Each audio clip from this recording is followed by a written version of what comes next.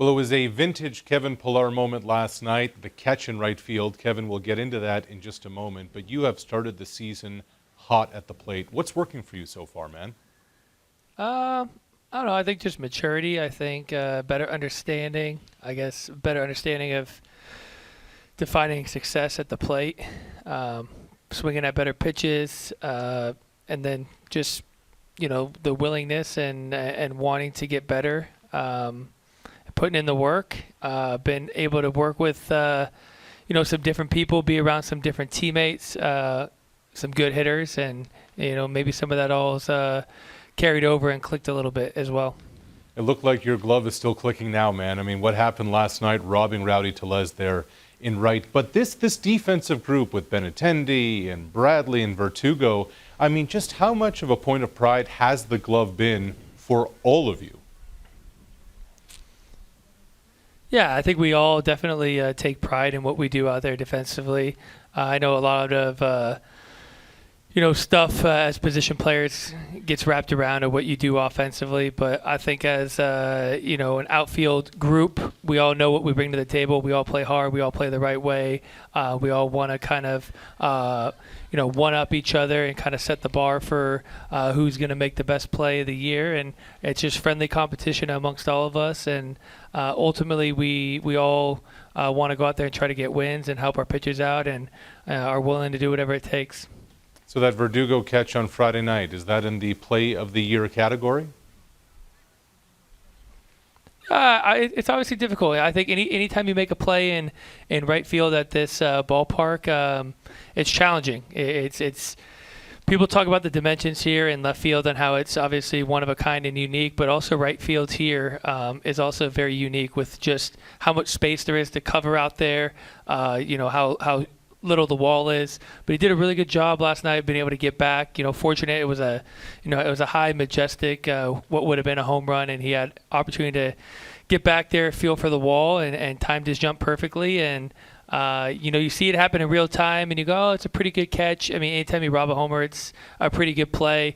You think about how low the wall is, you don't think it's that difficult, and then you realize how far he actually went into the bullpen to catch that ball, how extended it was and how perfectly he had to time his jump when you get a chance to watch it on replay. And it was a big play in the game, and it was nice to see him kind of have his defining moment with coming over from the Dodgers here to the Red Sox. I got to experience that last year in a new place for the first time, and you're kind of just waiting for your moment, and I think we saw the Alex Verdugo have his moment last night.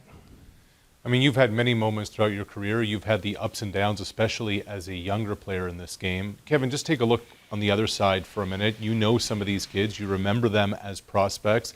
They've had their hiccups. They've had their difficulties. They've had their learning experiences. What have you made of some of the ups and downs that's going on with your former team? For me, it was leaning on a lot of the older guys around me. But, for these guys, they do have some older guys, position player-wise, not guys that kind of like I had, that guys were closer to their 10 years, but, they have guys like Grichuk and Travis Shaw that have been around a while. But, ultimately it's going to come down to that young core of guys taking accountability for themselves and each other. And, from the mistakes that I have seen them make, they're usually on the aggressive side. So, as a coaching staff, as an organization, as a teammate, you learn to be okay with the aggressive mistakes because you'd rather guys playing fast than playing timid out there. But, hopefully they just have those conversations amongst each other and realize, a runner at second base with one out is not a bad place to be, especially when you can run, as opposed to trying to, run with a ground ball shortstop to, third base and make an out. Those are all things that, are going to happen. I made those mistakes. I continue to make those mistakes, especially when I'm out there trying to play aggressive, to play fast. But just leaning on each other, leaning on the coaching staff that they have here. And, I think the future's bright. I like what they're able to do. They grind out at bats. They play hard. They play fast. Mistakes are part of the game. It's just if they cannot allow those mental mistakes or even the physical mistakes to affect them mentally, they're going to be in a good place here soon. Kevin, you had hoped to be part of this thing moving forward. And obviously the deal happened early last season. Now here we are, and you're with your second team since. At what point were you at peace with what happened? Were you at peace with the trade and ultimately being moved to San Francisco after that emotional goodbye? I would say when I had my, kind of my moment, like I was mentioning about Verdugo, when I had my moment in a Giants uniform, it's kind of, I think, when I was at peace. I understood it as far as being traded and how baseball works and how it's a business. I was okay, once I got to Dodger Stadium and I put the uniform on and I got around big league baseball players in a big league stadium. Went through BP the next day. Started hanging out with the guys, talking to the guys. Was able to, make some friends. I felt okay. When I was really at peace is when I had my moment, and it just felt like I opened a new chapter in my career. I think, fortunately for me, that moment happened, a couple games into my getting traded over there. Luckily, it didn't take a week or more than that, and I think it just allowed me to settle in and go out and have a really good year like I did last year. Yeah, and I remember you saying Evan Longoria was such a big part of that, helping you make that adjustment over. I mean, he's been a fixture in the big leagues. Kevin, you're inching towards 1,000 games played in your career. How much of that is a testament to your perseverance and just wanting to continue to do it? No, I don't. I mean, I think my whole career in some regards has been about proving people wrong. I think that's the natural feeling you would have if you were drafted in the 32nd round, if you were a senior sign coming from a Division II college. I think that's kind of been what's motivated me to some degree. I think maybe 3-4 years into it, it wasn't about that anymore. It was about, proving to myself I could be the player that I know I can be, and I think I can be. I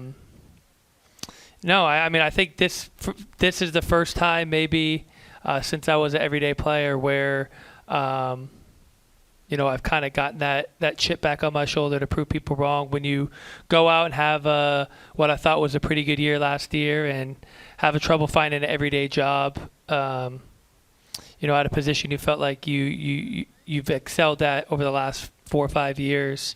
I'm out here to prove people I still got a lot in the tank, and I could play this game at a high level, and I could play it every single day. And if that ends up never happening again for me, I'm here to also prove that I could play a role on a team. I could face lefties, I could fill in when you need me to do, but I'm gonna be the same guy that I've always been. I'm gonna play hard, I'm gonna compete my butt off, be a good teammate, and ultimately try to make the team better and help them win as many games as possible. So how many of those old teammates from the Blue Jays you still in touch with these days? Yeah, I do. Smokey, Ryan Goins, Devin Travis, Tulo, Colabello, Batista.